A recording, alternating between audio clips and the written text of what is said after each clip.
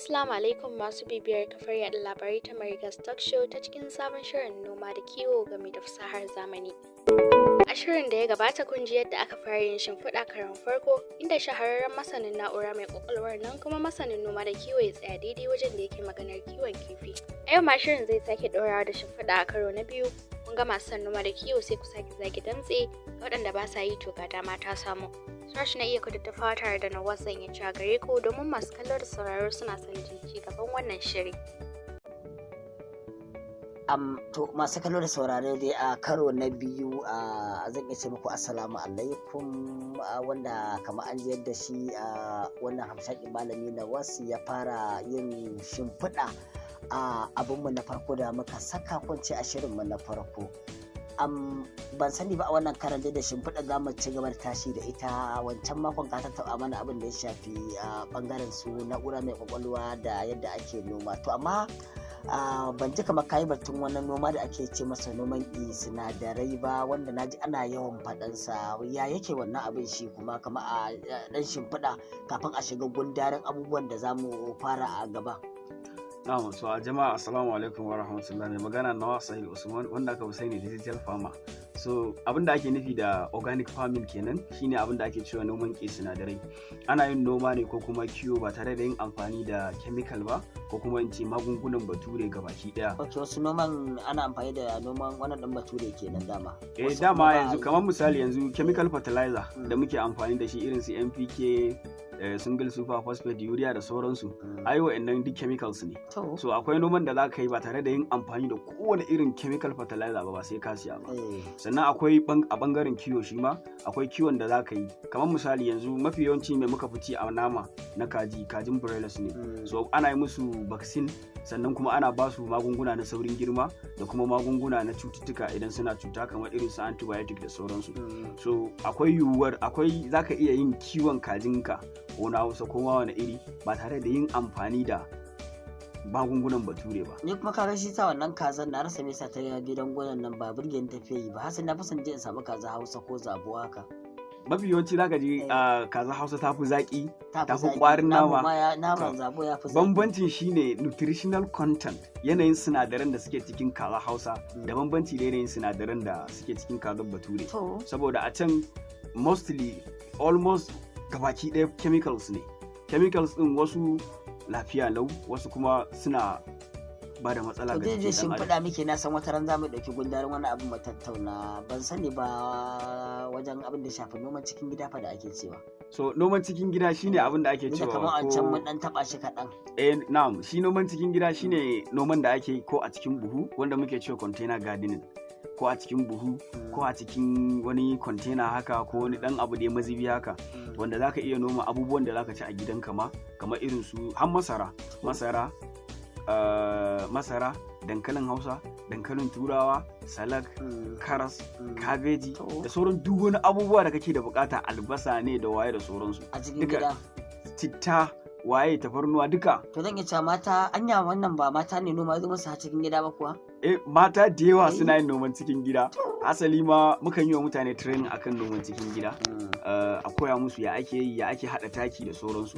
Saboda kamar yadda na yi ma magana ɗazu akan organic farming ko kuma noman da ake yi ba tare da chemical fertilizer ba, ke da kanki a cikin gidanki zaki haɗa kanki taki ba tare da matsala ba. To duk da dai a shimfiɗar ne dai duka dai a cikin wannan shiri shi kansa zan iya cewa akwai a training ko ce horo da ka saba kake baiwa wasu, wanda ta cikin wannan shiri ma za a yi maganar wannan horo kuma ta kafa wannan yada labarai ta Livestock Show a nan gaba daga dukkanin wanda yake son a masa wannan abun. Ban sani ba ta ya kake yin wannan, sannan ya'yan ƙasar nan kake wa horon nan ko ku a'a har da 'yan wata ƙasa, sannan ya kake yin sa, wanda mun san a nan gaba ma dole za a nema a ga a haɗa abu a ce wata ran za a horar da wasu yadda ake wannan abubuwan da ka lissafa.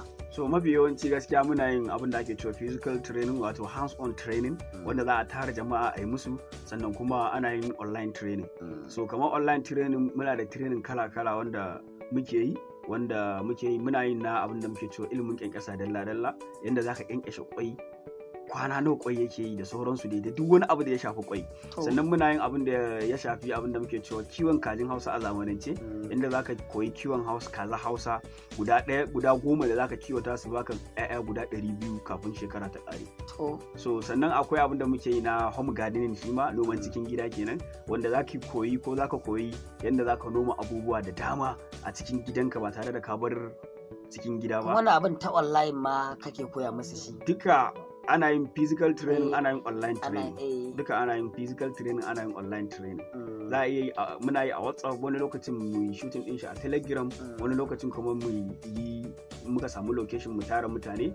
So mafi yawanci wasu lokutan idan muka yi zamu hands on training, wasu kungiyoyi ko wani organization da sauransu za su iya daukar nauyin abin, sai suna son a koyar da mutum 1000, mutum 500, ya danganta dai kawai da yanayin yadda suka tsara. To ka ce kusan masu bibiyan mu su shirya kenan dukkanin yadda za su yi abin nan gaba za mu ba da hanyar yadda idan ana son akwai wani abu ya mutum ne shiga ya ake rijista, amma da rijista na wani duk da kuɗin an ce ba tsada ka fiye sa ba, amma ya kake wa 'yan ƙasar waje irin wannan horo su kuma?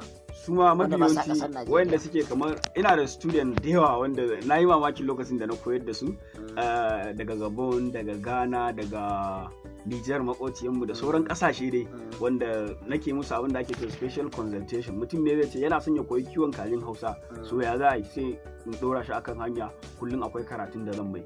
Sannan wasu kuma suna joining na training din da ake yi, misali kamar in za mu yi training online na home gardening, za su shiga su ma a yi tare da su. Wasu kuma ba sa jin Hausa ma sai dai da Turanci, so ko da Turanci ne ana yi wa mutum training din shi daban, misali special classes kenan da muke yi. To masu kallo da saurare zan iya cewa kun ji da shi kansa na wasu ya ɗauko bayani tiryan wanda kuma a gaba za a je da zamu farfasa wannan abubuwa, kuma dangane da wannan training da ya faɗa ba nan gaba za a sanar da irin yadda duk masu son su yi ko kaza ko wani abu dai, kuma a ko ina mutum yake a faɗin duniya ta kafa wannan yaɗa labarai ta mai Livestock show. Zan iya cewa wannan shimfiɗa ce muka yi, wanda kuma za mu fara shiga gundarin shirin, muna ɗaukan ɗaya bayan ɗaya ne muku bayani daki. Zan iya cewa nawa za mu bari haka mu koma wajen ita kanta Fatima, inda kuma zan iya cewa maka kawo ƙarshen wannan abu. Wannan shimfiɗa me zaka ce wa masu kallo da saurare? So masu kallon mu da saurare, musamman matasa 'yan uwana, su daura damara wajen su to tare da mu koya musu abin da ake cewa home gardening da sauran duk abubuwan da muka zayyana. Sannan wayanda suka yi karatu, ko kuma in ce 'yan uwana wayanda suke kamar wayanda ake cewa graduate, so su ma akwai abubuwan da muka tanadar musu, saboda as a graduate ko me ka karanta, muna da abin da za mu yi ma abin da ake cewa special consultation. Za mu ɗora ka akan hanyar da za ka fara wata sana'a ko wani abun nan. Misali kamar akwai hanyoyi, misali ƙananan hanyoyi wanda muka gano cewa just da kamar 300 ko 200 misali, za ka iya yin wani business ko kuma wani agri business da muka gano, wanda idan ka fara wannan abun to kawai shikenan, Allah yadda in dai ka tsaya kai abin da kyau shikenan. To masu kallar saurare dai kun ji yadda abin ya kasance, za mu dinga daukan abin ɗaya bayan ɗaya. Ku dai ku ci gaba da bibiyar kafa yaɗa labarai ta mai Livestock show. Zan iya cewa Fatima a gare ki. To an gaishe ka Suraj Kudu Tufawa, sannan ku da kokari. Masu kallo an ce laifin daɗi ƙarewa, nan muka kawo muku ƙarshen shirin na noma da kiwo gami da fasahar zamani. Kamar koyaushe sunana Fatima Yakub mai riga nake cewa ku kasance da mu a wani lokacin.